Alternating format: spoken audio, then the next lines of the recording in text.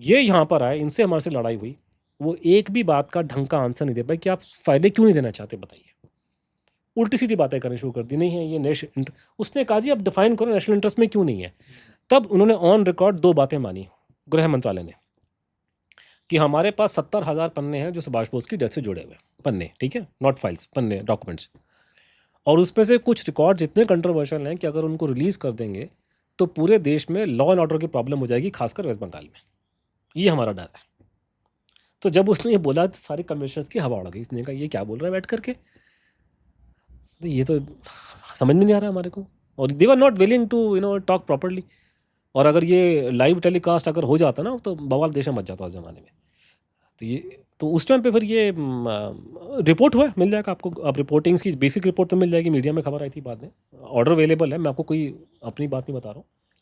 तो ये उसमें बाद में कमीशन ने ऑर्डर दिया, ऑर्डर अवेलेबल है, उन्होंने कहा कि नहीं ये गलत है, आज के ज़माने में सूचना का आयोग आ चुका है, आप आपको देने पड़ेंगे। ये आपको देने पड़ेंगे, ये गलत बात है। फिर जो इन लोगों ने 201 डॉक्यूमेंट मांगे हम लोगों ने जो लिस्ट में थे या उसके साथ में, एक तो इनको सारे रिकॉर्ड दो, और ये 70,000 पन्ने जो आप जो बोल रहे हो, आपको ये छुपाने का मतलब नहीं है, इसको आप सारे को नेशनल आर्काइव आप भेज दीजिए, ठीक है। ठीक है। तो इसके ऊपर बाद में मीडिया में खबर भी आई कि जो cabinet committee on political affairs की मीटिंग होती है, सीसीपीए की, जो भारत की सबसे बड़ी बॉडी, जिसमें प्रधानमंत्री, रक्षा मंत्री, Opposition वो सब आ आके बात करते हैं, छोटा मोटा मुद्दा नहीं है ना, ये कोई अरशी तलवार केस नहीं है, ये आपको लगता है कि वो बहुत बड़ी मिनिस्ट्री है, बट ये एक लोकल मर्डर केस है, ये टॉप लेवल का इशू है इंटरनेशनल का। तो उन्होंने उसमें मोस्ट लाइकली, क्योंकि हमारे पास रिकॉर्ड उसके नहीं है, वो डिक्लासिफाई नहीं हुआ, लेकिन उन्होंने पार्शियल डिस्क्लोजर उन्होंने ऑर्डर किया।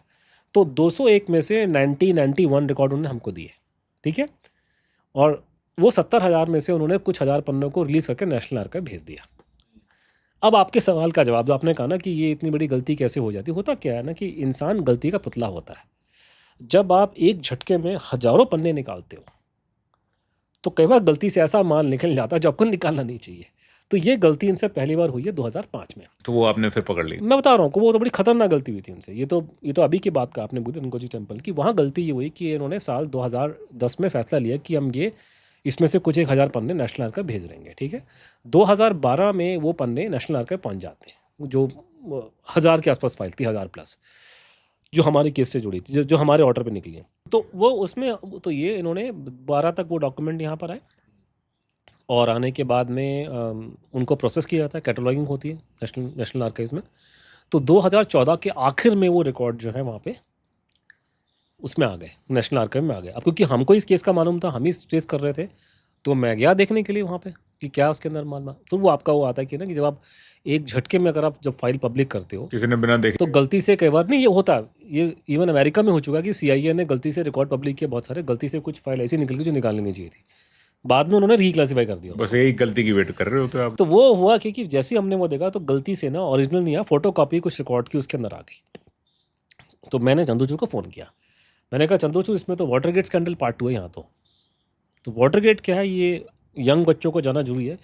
दुनिया में सबसे बदनाम जो स्कैंडल पॉलिटिकल साइंस में माना जाता है, हिस्ट्री में, पॉलिटिक्स में, वो वाटरगेट स्कैंडल माना जाता है। निक्सन के टाइम पे निक्सन के टाइम पे बहुत था, वो इतना बदनाम है कि उसकी उस दिन की वाटरगेट के होने के बाद से दुनिया में कोई भी स्कैंडल होता है दुनिया में तो वो गेट वर्ड लगा देते, जैसे हमारे कोलगेट स्कैंडल हुआ था मनमोहन सिंह के टाइम पे, तो कोलगेट इज़ नॉट मंजन, कोलगेट इज़ नॉट दातुन, कोलगेट इज़ द कोयले की खानों में पैसा खाया तो कोलगेट, तो ये गेट वर्ड वाटर गेट से है। वो भी करप्शन स्कैंडल था, कॉर्पोरेट ब्राइबरी के ऊपर, right sir? Watergate scandal जो क्या था, क्योंकि ये मैंने लोगों को समझाया, जस्ट वेरी ब्रीफली एक लाइन में अगर दर्शकों को। मैं समझा रहा हूँ, बिकॉज मेरी प्रेजेंटेशन जो मैं देता हूँ उसमें बड़ा कंपोनेंट आता है इसका, क्योंकि मैंने यूएस में काफ़ी लोगों को समझाया है बातों की कि आप लोग अपने आप को बड़ा होशियार समझते हैं आपको।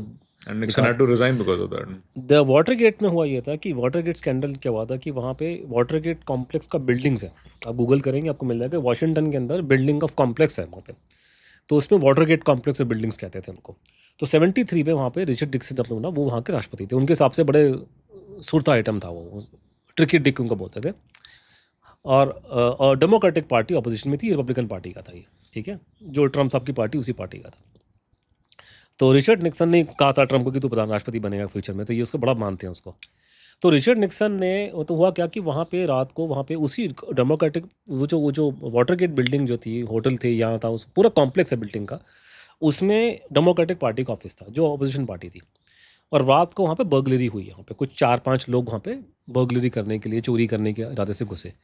वो अंदर घुसे तो वहाँ की सिक्योरिटी को मालूम चल गया, उन्होंने जाके उनको अरेस्ट कर लिया। तो अरेस्ट कर लिया तो पुलिस ने पकड़ लिया उनको। पुलिस ने पकड़ा तो कल जा करके मतलब उनको सुबह कोर्ट के सामने ले जाया गया। तो जब कोर्ट के सामने वो आए तो उनकी जब शक्लें देखी तो बड़े बड़े डिसेंट टाइप लोग देखने में लगे, बड़े बड़े हैंडसम से, मतलब शक्ल से बड़े लगे कि पढ़े लिखे शरीफ पढ़े लगे। लिखे शरीफ लोग थे। तो उसने कहा जी आप हो कौन, करते क्या हो? ऐसे तो चोर तो दिख चोर, शक्ल से चोर तो लग नहीं रहे आप लोग। तो उसने कहा जी हम तो रिटायर्ड गवर्नमेंट के आदमी हैं। तो कहता रिटायर्ड किस में रिटायर्ड? ये फिल्म बाद में आई थी ऑल द प्रेसिडेंट मैन, उसमें ये ड्रामेटाइज किया था ये सीन वाला। रॉबर्ट रेडफोर्ड वगैरह वो सब उसमें एक्टिंग की थी, उसको बहुत ऑस्कर मिले थे फिल्म को। उनने पूछा कि कहाँ काम करते थे गवर्नमेंट के अंदर, तो उसमें से 3 ने बोला कि CIA में हम लोग काम करते थे पहले, उससे जुड़े हुए CIA से।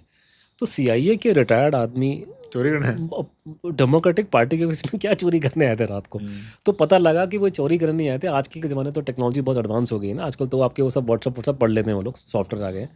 उस ज़माने में वो फ़ोन टैप करते थे वो लोग, तो वो फ़ोन टैप करने के लिए वो ईव ड्रॉपिंग डिवाइस लगाने पड़ते थे कि आपकी वायर टेपिंग करना, डिब्बी लगा दी यहाँ पे ताकि आपके फ़ोन कॉल वगैरह सब रिकॉर्ड हो जाए। करेक्ट आजकल बहुत एडवांस हो गया है। करेक्ट, उस टाइम पे वो चोरी थी। हाँ, तो वो ये बेचारे डब्बे लगाने गए थे वहाँ पे, तो पकड़े गए। डेमोक्रेट वाले।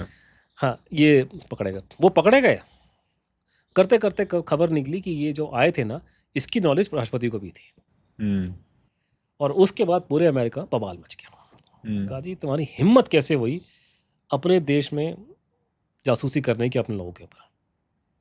पूरी अमेरिका की अपोजिशन पार्टी, रूलिंग पार्टी, वहाँ का सोशल जो सोसाइटी, कोर्ट, वो निक्सन के पीछे उसको इतना दुत्कारा गया बेचारे को। उसने बड़े अच्छे, अगर आप अमेरिकन हैं उनके हिसाब से उस आदमी ने बहुत अच्छे काम किए, लेकिन इस बात पे वाटरगेट के नाम पे उसको उन्होंने दुत्कार करके उसको जूते मारे, बेचारे को रिजाइन करना पड़ा।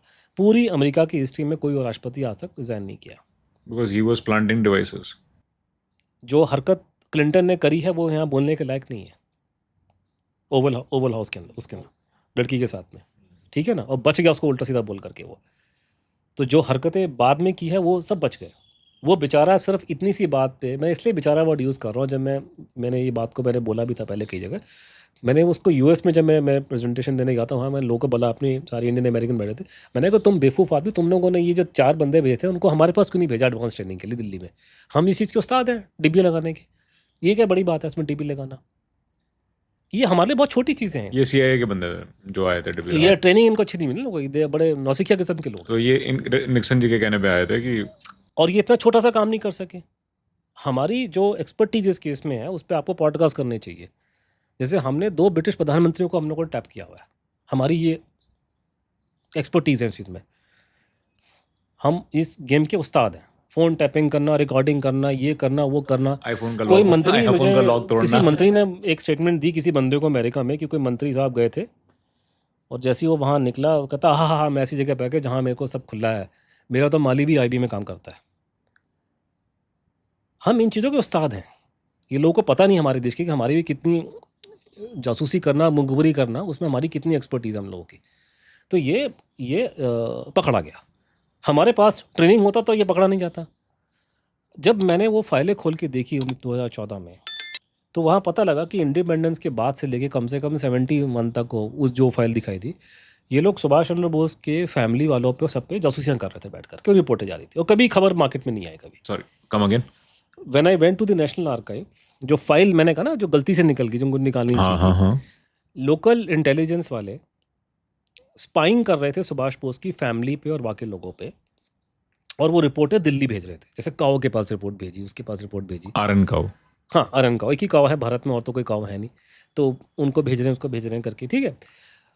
वो मैंने चंद्रचूड़ को बोला, देख भैया ये तो वाटरगेट स्कैंडल है तो जासूसी चल रही है पंडित जी के टाइम पे, पंडित जी के बाद चल रही है। वो बड़ा बड़ा नाम लेते थे वहाँ पे, क्या नाम है कि एक 71 तक चल रही थी।